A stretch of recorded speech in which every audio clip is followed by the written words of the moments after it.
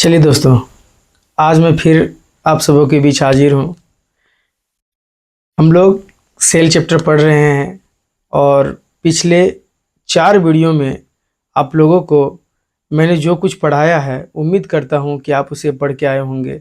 अगर हमारे कोई नए दोस्त, नए साथी और नए स्टूडेंट अगर आप इस वीडियो को देख रहे हैं तो मैं तो यही कहूँगा कि आप बिल्कुल सबसे जो शुरुआती वीडियो है आप वहाँ से देखना स्टार्ट करें, यानी पार्ट 1 देखें, पार्ट 2 देखें, पार्ट 3 देखें, पार्ट 4 देखें, तब आप इस वीडियो को देखें तो बातें ज़्यादा बेहतर समझ में आएंगी।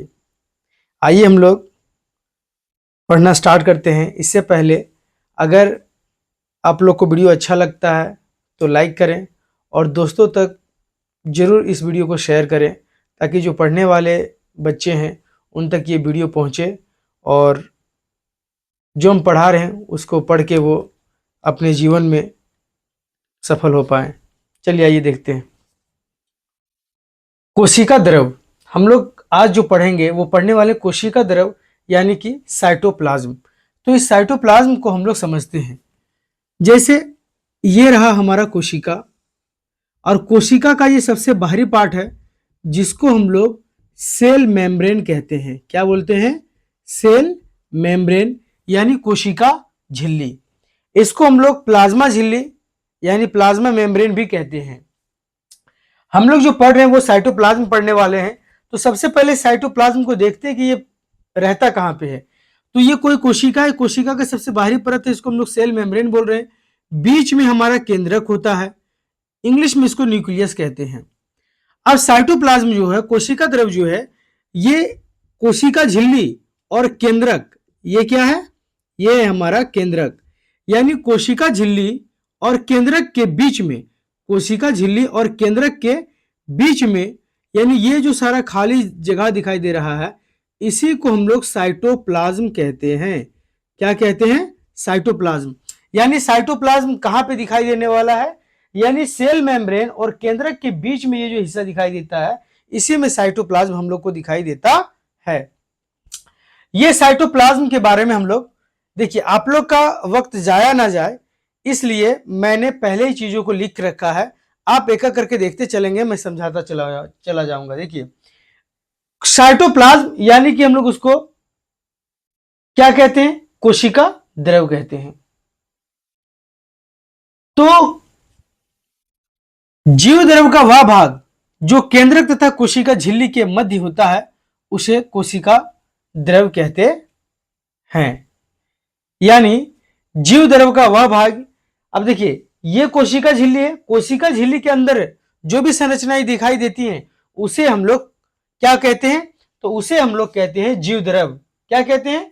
जीव द्रव यानी कि प्रोटोप्लाज्म।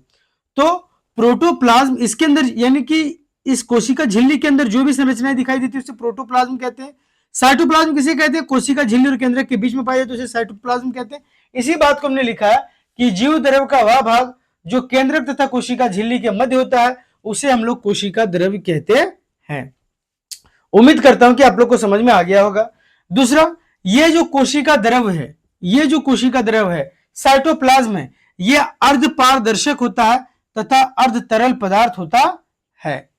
इसमें 80% तक जल पाए जाते हैं, यानी कि कोशिका द्रव में 80% तक जल पाए जाते हैं।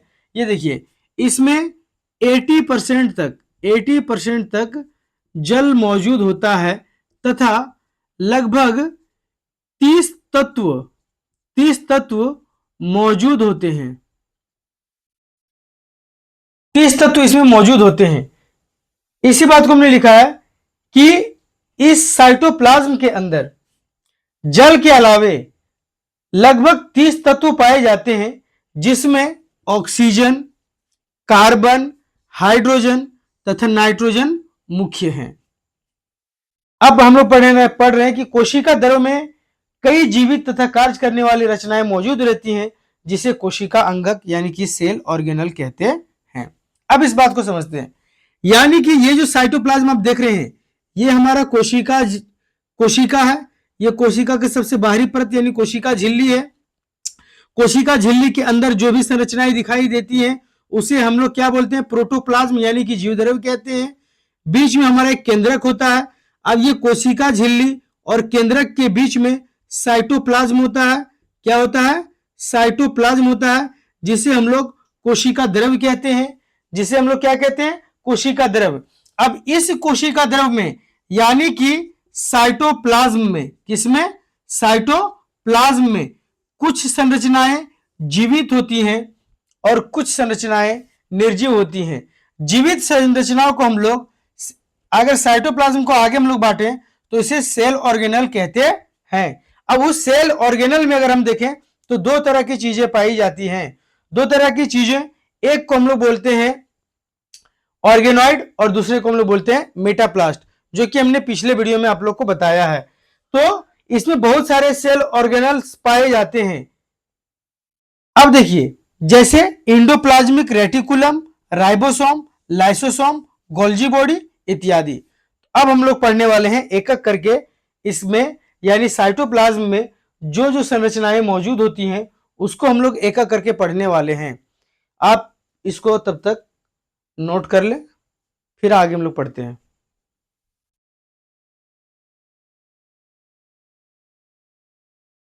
चलिए आइए देखते हैं। अब हम लोग साइटोप्लाज्म में जो जीवित संरचनाएं हैं उसको पढ़ने वाले हैं। और जीवित संरचना को हम लोग क्या बोलते हैं, ऑर्गेनॉइड बोलते हैं। आप पिछले वाले वीडियो में देखेंगे तो आपका सारा क्लियर हो जाएगा कि ऑर्गेनॉइड क्या होता है और मेटाप्लास्ट क्या होता है। अब देखिए, साइटोप्लाज्म का हम लोग पहला हिस्सा पढ़ रहे हैं जिसका नाम है क्या, इंडोप्लाज्मिक रेटिकुलम, यानी हिंदी में उसे हम लोग बोलते हैं अंतर्द्रव्य जालिका। अब इस इंडोप्लाज्मिक रेटिकुलम को हम लोग समझेंगे, यानी कि अंतर्द्रव्य जालिका को हम लोग समझने वाले हैं कि इसका काम क्या है, इसको खोजा किसने था, ये कोशिका के अंदर क्या क्या काम को करती है, हर एक बात को हम लोग समझते हैं। आइए देखते हैं। सबसे पहले इंडोप्लाज्मिक रेटिकुलम का एक नया नाम है जो आप लोग को याद रखना चाहिए, वो है इरगेस्टोप्लाज्म। क्या नाम है, आप मेरे साथ दोहराएं, इरगेस्टोप्लाज्म। यानी इंडोप्लाज्मिक रेटिकुलम का नया नाम है, वैज्ञानिकों ने इसका एक नया नाम रखा है जिसका नाम है इरगेस्टोप्लाज्म। इसको खोजा किसने था, पहली बार इसको खोजा किसने था, तो खोजने वाले का नाम है पोर्टर, क्लाउडे तथा फुलम। ये तीन लोग थे, यानी पोर्टर, क्लाउडे तथा फुलम। अब एक बात आता है कि खोजने वाला कोई और होता है और नाम को रखने वाला कोई और होता है। खोजने के लिए पोर्टर, क्लाउडे और फुलम था, जबकि जब नाम रखने के लिए आया, यानी इंडोप्लाज्मिक रेटिकुलम जब नाम इसका पढ़ने लगा तो उसमें पोर्टर तथा कॉलमैन ने ही इसका नाम रखा था। यानी कहीं ना कहीं देखें तो इसमें मेन जो है वो हमारा पोर्टर है। इसने खोजने में भी सबसे पहले योगदान दिया और नामकरण में भी इसका नाम आता है। यानी इंडोप्लाज्मिक रेटिकुलम को खोजने वाला भी पोर्टर है और नामकरण करने वाला भी पोर्टर है। आप समझते हैं कि आखिर ये संरचनाएं दिखाई कैसी देती है, क्योंकि जब हम बताए थे कि इलेक्ट्रॉन माइक्रोस्कोप का खोज हो गया, जब इलेक्ट्रॉन माइक्रोस्कोप का खोज हो गया तो कोशिका के संरचनाओं को अच्छे से देखा जा सकता था, यानी अच्छे से दिखाई देने लगा।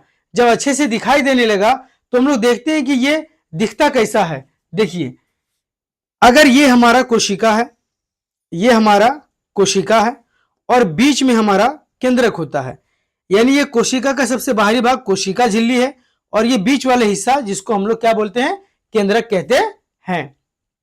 अब देखिए, यहां से ये कुछ ऐसे नाली जैसा ये आपको संरचना दिखाई देती होगी, जो केंद्रक से सटा हुआ ऐसे नाली की संरचना जैसा, ये नाली जैसा दिखाई देता है। कहीं कहीं पे क्या होता है कि ये कोशिका से केंद्रक से सटा हुआ ना होकर के ऐसे करके आता है और ये केंद्रक झिल्ली से सटा हुआ रहता है। कहीं पे ये केंद्रक से लेकर के कोशिका झिल्ली तक सटा हुआ रहता है और कहीं पे ये ऐसे करके ये एक नाली जैसा है जो इस तरीके से दिखाई देता है। अब कहीं कहीं पे क्या होता है कि ये जो नाली आकार की संरचना है इसमें राइबोसोम के कण देखने को मिलते हैं, यानी इस नालियों पर राइबोसोम के कण दिखाई देते हैं, जैसे देखिए यहां पे दिखाई दे रहे हैं। ठीक है, आपको ये फिगर दिख रहा होगा। अब हम लोग समझते हैं कि ये तो कोशिका झिल्ली हो गया, बीच में ये केंद्रक हो गया। यानी अगर आप देखें तो इंडोप्लाज्मिक रेटिकुलम यानी यह महीन नालिकाओं का एक जाल जैसी संरचना के रूप में कोशिका द्रव में पाया जाता है। यानी हम बताए थे कि केंद्रक और ये कोशिका झिल्ली के बीच में कौन पाया जाता है, तो साइटोप्लाज्म यानी कि कोशिका द्रव पाया जाता है। उसी कोशिका द्रव में ये इंडोप्लाज्मिक रेटिकुलम पाया जाता है। यह संरचना कहीं पर कोशिका झिल्ली से मिली होती है, देखिए कहीं पर कोशिका झिल्ली से मिली होती है, तो कहीं पर केंद्रक से लेकर के, देखिए केंद्रक से लेकर के यानी कि केंद्रक से लेकर के और ये कोशिका झिल्ली तक अटैच किया हुआ यानी कि ये जुड़ा हुआ रहता है। यह संरचना जो है, ये जो संरचना बना हुआ होता है, ये संरचना लिपोप्रोटीन का बना होता है, यानी प्रोटीन और वसा से मिलकर बना होता है। आप लोग को मैं बता दूं कि साइटोप्लाज्म में जो भी जीवित संरचनाएं हैं जिसको हम लोग पढ़ने वाले हैं, उसमें से मैक्सिमम संरचनाएं जितनी दिखाई देंगी वो प्रोटीन और वसा से मिलकर ही बना है। यानी ये इंडोप्लाज्मिक रेटिकुलम भी प्रोटीन और वसा से मिलकर बना हुआ है, जिसे हम लोग लिपोप्रोटीन कहते हैं। अब देखिए ये जो कोशिका द्रव दिखाए, ये कोशिका द्रव में ये जो आपको इंडोप्लाज्मिक रेटिकुलम दिखाई दे रहा है, ये दो प्रकार के होते हैं। एक होता है स्मूथ ईआर और दूसरा होता है रफ ईआर। यानी ये दो प्रकार के होते हैं, एक होता है स्मूथ ईआर और दूसरा होता है रफ ईआर। देखिए इस पे ये जो कण दिखाई दे रहे हैं, यानी इसको हम लोग बोलेंगे रफ ईआर। इंडोप्लाज्मिक रेटिकुलम को हम शॉर्टकट में बोल रहे हैं, यानी कि रफ ईआर, जिसको हम लोग बोलेंगे खुरदरी अंतर्द्रव जालिका। और ये देखिए इस वाले को हम बोल रहे हैं स्मूथ, स्मूथ मतलब चिकना ईआर। ठीक है, इंडोप्लाज्मिक रेटिकुलम। यानी आप मेरे साथ दोहराइए, इंडोप्लाज्मिक रेटिकुलम दो प्रकार के होते हैं। कितने प्रकार के होते हैं? दो प्रकार के होते हैं। पहला स्मूथ इंडोप्लाज्मिक रेटिकुलम, जिसको हिंदी में हम लोग बोलते हैं चिकनी अंतर्द्रव जालिका। दूसरा रफ इंडोप्लाज्मिक रेटिकुलम, जिसको हम लोग बोलते हैं खुरदरी अंतर्द्रव जालिका। अब समझते हैं यहाँ पे रफ ईआर के जो झिल्ली पर होते, देखो ये जो रफ ईआर के जो झिल्ली है, इस पर राइबोसोम के सूक्ष्म कण पाए जाते हैं, जैसा कि हमने फिगर में आपको दिखाया है। जबकि स्मूथ ईआर में देखिए, स्मूथ ईआर में कहीं पे भी राइबोसोम के कण दिखाई नहीं दे रहे हैं।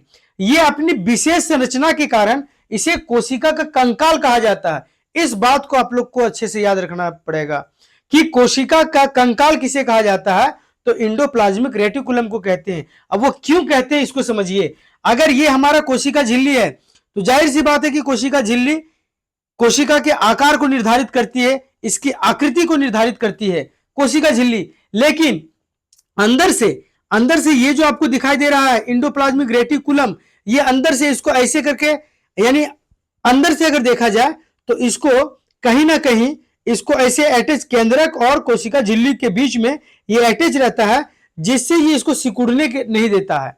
जब ये सिकुड़ नहीं पाएगा, यानी अगर हम बात करें कि अंदर से अगर कोई सपोर्ट दे रहा है ताकि ये पिचक ना पाए, तो वो काम कौन करता है? इंडोप्लाज्मिक रेटिकुलम करता है। उम्मीद करता हूं कि आप लोग को समझ में आ गया होगा। जब ये अंदर से सिकुड़ने नहीं देता है, अंदर से इस ढांचे को बरकरार बनाए रखता है, जब ये अंदर से इस ढांचे को जैसा है उस आकृति को बनाए रखता है, उस शेप को बनाए रखता है, इसलिए हम लोग इसको कोशिका का कंकाल कहते हैं। तो कोशिका का कंकाल किसे कहते हैं? तो कोशिका का कंकाल इंडोप्लाज्मिक रेटिकुलम को कहते हैं। अब इतना बात आप लोग नोट कीजिए, उसके बाद मैं इसके कार्य को बताता हूं। चलिए नोट डाउन कीजिए। अब चलिए आइए अब समझते हैं हम लोग इंडोप्लाज्मिक रेटिकुलम के क्या कार्य हैं। आइए देखते हैं। सबसे पहले इंडोप्लाज्मिक रेटिकुलम दो प्रकार के पाए जाते हैं। पहला को हम लोग स्मूथ ईआर बोलते हैं, दूसरा को रफ ईआर बोलते हैं। अगर हम बात करें रफ ईआर यानी कि रफ इंडोप्लाज्मिक रेटिकुलम यानी खुरदरी अंतर्द्रव जालिका, इसका काम होता है क्या? प्रोटीन का परिवहन कराता है। ये क्या कराता है? प्रोटीन का। ये देखिए रफ ईआर है, इस पे राइबोसोम लगे हुए रहते हैं। यानी कि ये जो आपको नली दिखाई दे रहा है, यानी ये क्या काम करता है? तो कोशिका में जिस जगह पे प्रोटीन की जरूरत रहेगी, तो यहीं से प्रोटीन को लेकर के एक जगह से दूसरी जगह इसी नली के माध्यम से पहुंचाया जाता है। इसलिए हम लोग बोलते हैं कि रफ ईआर का काम होता है प्रोटीन का परिवहन कराना। जैसे हम लोग जो भी खाना खाते हैं, जैसे हम लोग अगर कुछ खाना खाते हैं जिसमें प्रोटीन पाया जाता है, मान के चलिए हम लोगों ने अंडा खाया है, अंडे में पाया जाता है, हम लोगों ने सोयाबीन खाया है, सोयाबीन में भी पाया जाता है प्रोटीन, हम लोग दाल खाते हैं, दाल में भी प्रोटीन पाया जाता है। तो ये जो प्रोटीन है, ये जो प्रोटीन है, ये प्रोटीन जो है, ये प्रोटीन जब प्रोटीन हमारा पच जाता है तो ये अमीनो एसिड में बदल जाता है। किसमें? अमीनो एसिड में बदलता है। किसमें बदलता है? अमीनो एसिड में। यानी कि जब हम कोई प्रोटीन को खाते हैं तो वो प्रोटीन हमारा एमिनो एसिड में बदलता है, और उस प्रोटीन को एक जगह से दूसरे जगह पहुंचाने का काम कौन करता है? तो उस प्रोटीन को एक जगह से दूसरे जगह पहुंचाने का काम रफ ईआर करता है, यानी कि रफ इंडोप्लाज्मिक रेटिकुलम उस काम को करता है। इसलिए हम लोग बोलते हैं कि इसका काम होता है प्रोटीन को परिवहन, मतलब एक जगह से दूसरे जगह पहुंचाना। यानी हमारे कोशिका में जिस जगह पे प्रोटीन की जरूरत होती है, ये इसी नली के माध्यम से उस प्रोटीन को उस जगह पे पहुंचाया जाता है। दूसरा आते हैं स्मूथ ईआर। इसमें कहा गया कि वसा तथा कोलेस्ट्रॉल का संश्लेषण करता है। यानी कि स्मूथ ईआर यानी चिकनी अंतर द्रव जालिका, स्मूथ इंडोप्लाज्मिक रेटिकुलम, ये क्या करता है? वसा तथा कोलेस्ट्रॉल का संश्लेषण करता है। अब आइए इस टर्म को समझते हैं कि संश्लेषण क्या होता है और वसा और कोलेस्ट्रॉल का संश्लेषण ये क्या होता है। आइए इस बात को हम लोग समझते हैं। तो सबसे पहले अगर हम भोजन करते हैं तो उसमें हम क्या खाते हैं? वसा खाते हैं। क्या खाते हैं? वसा। जब हम ये वसा खाते हैं तो ये जो वसा होता है ये कॉम्प्लेक्स फॉर्म में होता है। जब हम इसको खा लेते हैं, खाने के बाद हमारे शरीर में जब ये पच जाता है, यानी वसा को हम लोग क्या बोलते हैं? फैट बोलते हैं। इंग्लिश में क्या बोलते हैं? फैट। तो ये बदल जाता है किसमें? फैटी एसिड में। किसमें बदल जाता है? फैटी एसिड में या ग्लिसरॉल में। किसमें बदल जाता है? फैटी एसिड या ग्लिसरॉल में बदल जाता है। जब ये फैटी एसिड में बदल जाता है तो फैटी एसिड में बदलने के बाद ये हमारे ब्लड में घुल जाता है। कहां पे घुलता है? ब्लड में। और ब्लड में घुलने के बाद चूंकि हमारा ब्लड एक कनेक्टिव टिश्यू होता है, पूरे शरीर में अगर हम देखें, पूरे बॉडी में देखें तो पूरे बॉडी के हर एक अंग को, हर एक कोशिका को एक दूसरे से अटैच करके रखने का काम करता है। कौन? ब्लड। तो जब हमारा खाना वसा यानी फैट पच जाता है, पचने के बाद ये फैटी एसिड हो जाता है, और फैटी एसिड जो हमारे ब्लड में घुलता है, और ब्लड में घुल के ये पहुंचता है कहां पे? सेल के पास। कहां पे? सेल के पास। और फिर से ये सेल में कहां पे? इंडोप्लाज्मिक रेटिकुलम में। और इंडोप्लाज्मिक रेटिकुलम में कहां पे? तो इंडोप्लाज्मिक रेटिकुलम के स्मूथ ईआर में पहुंचता है, और स्मूथ ईआर फिर इसको संश्लेषित करके फिर इसको वसा बना देता है, यानी कि फैट बना देता है। तो जिस जगह पे फैट की जरूरत होती है ये संश्लेषित करता है और वहां से फिर से फैट को पहुंचा देता है। इसलिए हम लोग बोलते हैं कि स्मूथ ईआर जो रहता है वसा तथा कोलेस्ट्रॉल को संश्लेषण का काम करता है।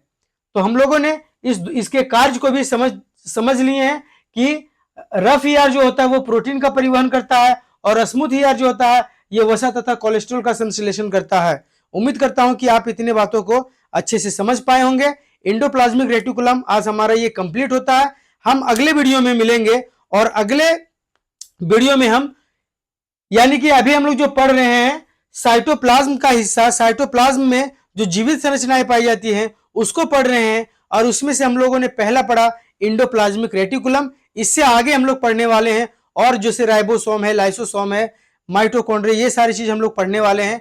तो प्लास्टिड वगैरह पढ़ने वाले हैं, तो उसको हम लोग अगले वीडियो में देखेंगे। तब तक के लिए आप इस वीडियो को अच्छे से देखें। अगर कोई डाउट रह जाता है तो आप कमेंट सेक्शन में लिखना ना भूलें, और जो भी आपके मित्र बंधु पढ़ रहे होंगे उन तक आप ये वीडियो पहुंचाइए, और उन्हें भी इस वीडियो का फायदा मिल सके, ऐसा मैं उम्मीद करता हूं। Thank you.